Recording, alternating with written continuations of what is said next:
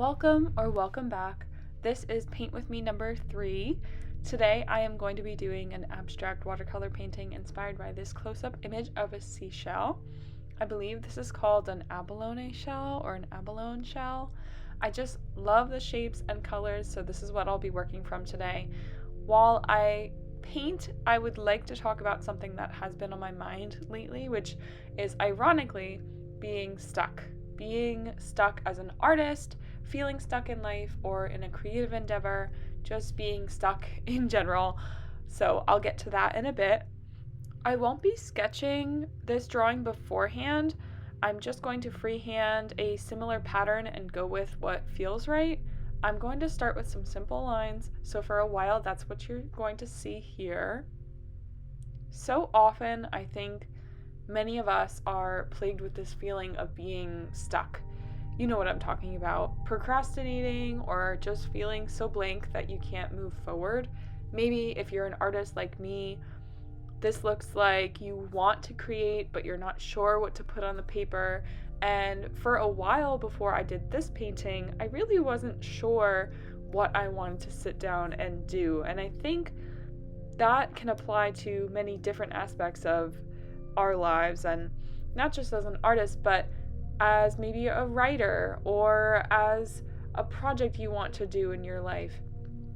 This can apply to so many different things, and it doesn't even just have to be like you're coming up with an idea. It could be that you have the idea, but you're preventing yourself somehow from getting to actually doing that idea for some reason.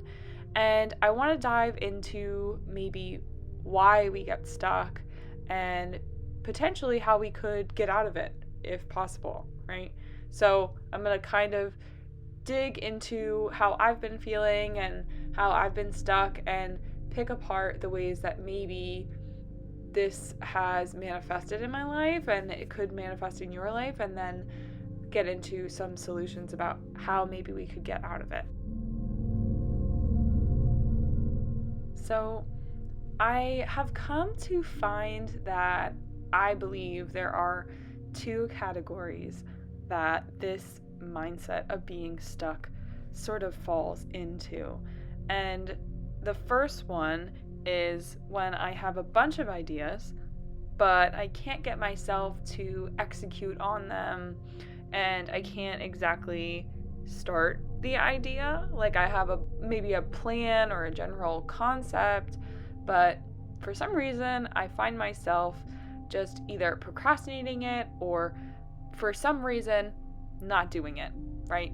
Not really sure why, can't figure it out. And then the other category that I feel like this falls into is when I don't have ideas. So I search and I search and I look, and maybe I go on Pinterest or I go online and I look for reference photos, but I can't seem to find anything that sparks me. And I can't find an idea. And I think there is kind of a fault in that nature of searching for the idea that way. So I'll get into that. But first I want to talk about that initial category I mentioned, where when you have a bunch of ideas, or you have ideas that you can't get yourself to execute, we have to examine what is stopping ourselves. And truly, I have always found that truly it's just myself, right? We often get in our own way, and I think it's really important to step back for a bit and look at how maybe we need to just move out of our own way. And how can we do that, right? It's so much easier said than done to just do it, right? You know, even as we've grown up and people say, well, you just have to do it. You just have to get through it, right? It can be hard. It can be very hard to just push yourself into doing something, especially when, if you're like myself, maybe you're a bit of a perfectionist, or maybe you have some expectations that have been put on you by other people or by yourself And especially if you're a perfectionist, then you definitely have expectations set on you by yourself. So I think it's something deeper than just doing it. Of course, you can just say, oh, well, it's easy. You just have to force yourself into doing it. You just have to get yourself up and do it. But if we're constantly battling that, then there must be some way that we can simplify our life by actually examining and working through the thing that feels like being stuck all the time. Why do we feel this need to get in the way of our own ideas, of our own projects and passions? What stops us from doing those things, right? What expectations are there that prevent ourselves from truly doing the things that might honestly make us the most happy?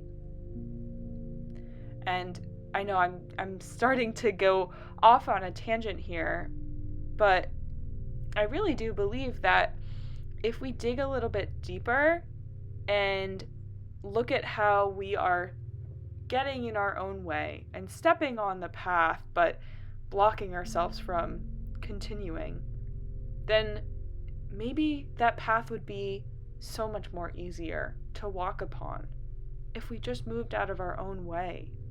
But in order to do that, we have to do a little bit more work, a little bit deeper work. Maybe that's uncomfortable, and we don't all have to get there right away. But I think that if it's something that you are going to pursue, the way that I pursue my artwork, the way that people execute larger projects, and maybe, they're an architect and they have a building to design and they have all these great ideas, but they can't seem to format that blueprint. It's not about doing it to a certain expectation. It's about initiating that first step. And I really want to express and exaggerate that.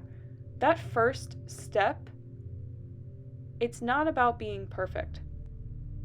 It's not about doing everything right on the first go. Especially with something like a blueprint, there is always an opportunity for you to change and improve.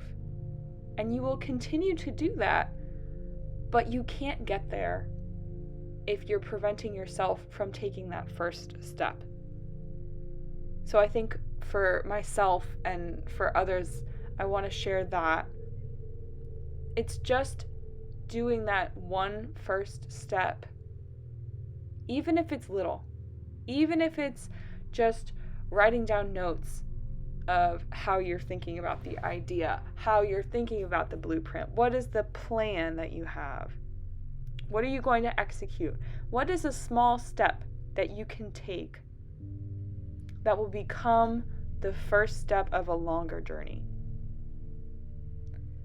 And so in this, as I'm painting here, I am thinking about the way that I started this. I was kind of nervous, but once I started, it became so much easier.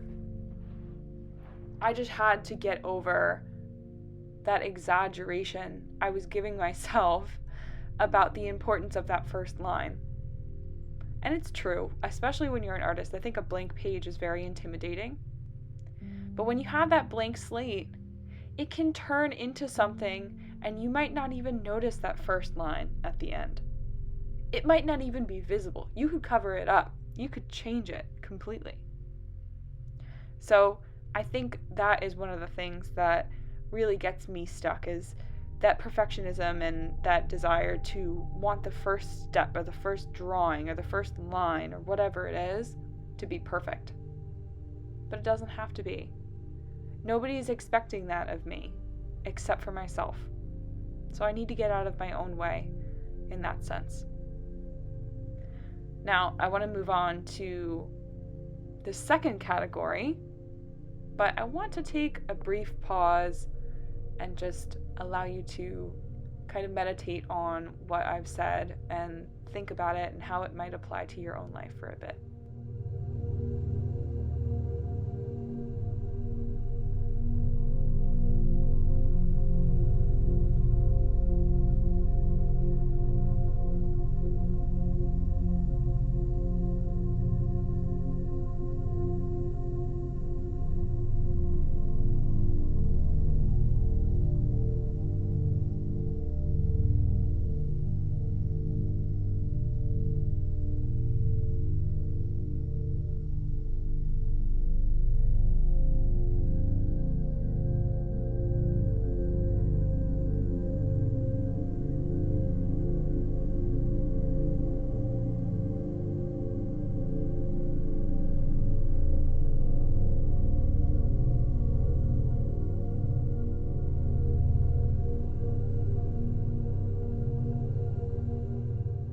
All right, did that feel like the longest minute ever? Because for me it did.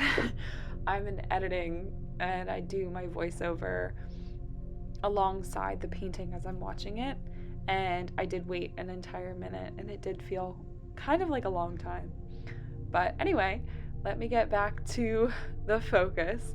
And so I'm going to tackle now category 2 that I feel like that feeling of being stuck falls into. And for me, that is when I feel like I have no ideas, when I feel like I am at the lowest low of my creativity, or I'm just stuck in general about executing something where I don't have a plan. I don't have an idea of where I want it to go. And so what happens to me, and I'm sure this probably happens to many other people like you, maybe, we'll see, is I get stuck and I fall into this trap of searching for ideas and looking for ideas outside myself. And sometimes I do get, an inkling that, oh, like, that might be good for this or that might be good for that. But this never leads me to a creative spark. Never. I've never looked out for an idea and sought it out and looked at picture references or, was flipping through a magazine or anything like that, that something truly sparked me where I was actively searching for it. And it's in actually the opposite, the moments of peace or the moments of quietness and mental quietude, as I'll refer to them, that I have found I am my most creative. That I have found an idea starts to come to me, or it has found its way into my brain somehow. And I know this sounds very strange and backwards, but it's actually a common phenomenon amongst people that we have this sort of light bulb moment, right? And where does that come from? It comes from a mental quietude. And what I mean by that is that our minds have been allowed to kind of not play. I don't know if that's the right word, but our minds have been able to do their own thing, to then come up with such ideas.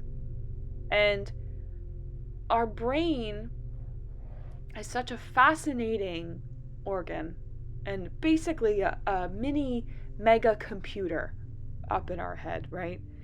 The brain is so fascinating, and what it does, it'll search for information that we already have. And that's where our inspiration comes from. It searches within the memories, within the information that we've already stored in our brain to come up with new concepts. And that's how that happens. That is always how I get my best ideas. I am never searching and I find an idea. It's always when I take a pause and I allow my brain and my mind overall just to be quiet for a minute, that I start to get this flow of creative energy. And it's interesting because I have been reading this one book, and I'll link it below as well. But it's called The Power of Now, and it's by Eckhart Tolle. And I don't completely align with this book. I don't think that I agree with every single thing that he says. But I do agree that to some degree we need to allow ourselves to slow down, to be quiet, and just to observe in a way, and just allow our minds to come up with the ideas and not force ourselves into creativity. There's a section of the book that Tolle discusses basically quieting your mind to a point where the noise stops and allowing yourself to have that mental quietude and what that feels like. There are other parts of the book that he also discusses the power of the mind and how the mind likes to solve problems. And I do agree with that. I think that there is merit and science to show that our brains like to solve problems. They are computers much in that way, that they actively seek out to solve problems. And I think that's where a lot of awesome inventions come from, is allowing ourselves to give the power to our mind for a bit and give it that time, give it that peace to come up with a solution for something. And it's not always about a solution per se. I'm just using that as a figure of speech, but maybe it's in a way solving a creative problem, right? We have a painting to do, like I'm doing here, or we have a video to create, for example. There's all these different ways that our brain likes to solve problems. It likes puzzles, it likes challenges.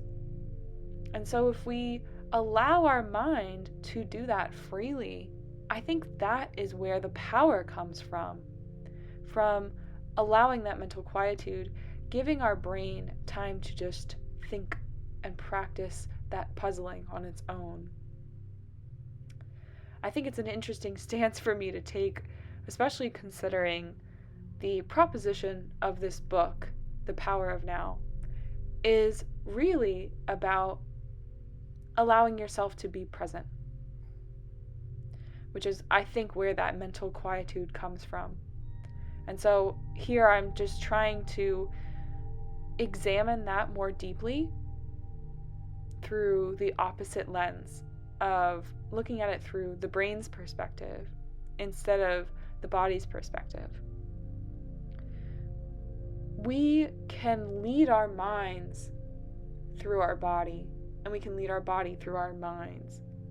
So that interaction and that connection between the mind and body, I think, is something you cannot ignore, especially when it comes to creativity, to problem solving, to the invention of ideas and concepts, to even just the organization of information.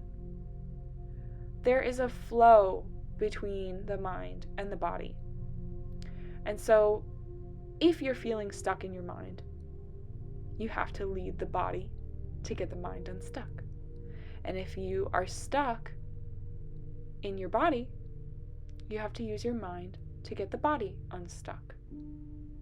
So it works this way in a sort of link between the two. I don't have a better word for it. But to me, I think that's where the importance of the mind and the body connection comes in, is if you are feeling stuck, you need to identify where it's coming from. Are you searching for ideas because you can't get your mind to come up with an idea? Or are you stuck and you can't get yourself to execute the idea even though you have it? And those two categories that I talked about in the beginning are inextricably intertwined with that mind-body connection. One is linked to the mind being stuck, and one is linked to the body being stuck. I can't execute it. It won't happen. That's the body being stuck. And I can't come up with any ideas. I'm stuck. I can't come up with anything. That's the mind being stuck. So if you've got one of these, you have to identify where it's coming from and then use that mind-body connection to get yourself out of it.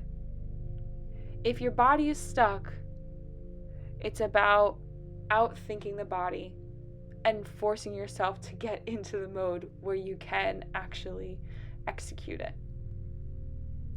And if your mind is stuck, it's about controlling your body and allowing yourself to be peaceful enough that your brain can slow down and come up with the solution on its own. The mind is such a powerful thing that way, and I think if we use this to our advantage, we will be so much better off as creative and problem-solving beings. And I don't normally talk like this, and I also have just started this channel, so for me to be speaking this way, I feel like it's very new and fresh and raw. But I really do hope that it reaches someone out there that needs to hear it, and maybe a lot of people that need to hear it. But it's just something that has been on my mind, and I want people to also discuss. I want other people to discuss this. I want other people to think about this because I think it's so important, especially in this day and age when procrastination, I feel like, is at an all-time high. I see so many of my students get stuck. I see so many of my friends get stuck, and they prevent themselves from doing the things that they want to do. Or they're stuck and they're not sure where to go with their ideas. We need to stop getting in the way of ourselves and figuring out how to work with that mind-body connection to then get out of the place that we were stuck in. And if we just examine and take a little bit of time to figure out where we are truly stuck, is it the mind, is it the body, then we can get ourselves out of that place and we can move forward and we can advance. So these are just some of my thoughts. I know that there's a lot of nuance to this conversation, and I don't think it all can be discussed in just a 30-minute video, but I really do hope that it was thought-provoking for you, and maybe you can discuss this with your own friends and family and people around you, because I really do think it's an important conversation to have. I don't think we should be quiet about the fact that sometimes we do feel stuck, and sometimes we need help getting ourselves out of it. And maybe if there is a solution that you know of to get yourself moving, maybe you call a friend to hang out and meet up for coffee, and that is what gets you out of bed, if that's what gets you unstuck. Or if there's something that you can give to yourself to look forward to, then do that thing. Get yourself unstuck that way. Whatever the solutions are that you already have, because you have them within you, honor them. Give them the space to allow yourself to set yourself free. I don't have a better phrase or a better way to say that, but don't get in your own way if you know you have the tools to move forward. So I know I'm towards the end of this, and I just want to give you some time to think and enjoy the painting. So I am going to be signing off until the end of the video. I hope that this was a thought-provoking discussion of being stuck and the mind-body connection a bit. And I hope that you can talk about it with yourself, with other people, or just meditate on it for a bit. And if this was thought provoking, maybe you have something you would like to share with me, you can leave it in the comments or anything like that. Send me a message, and I will see you all at the end of the video. So take care for now and enjoy the painting.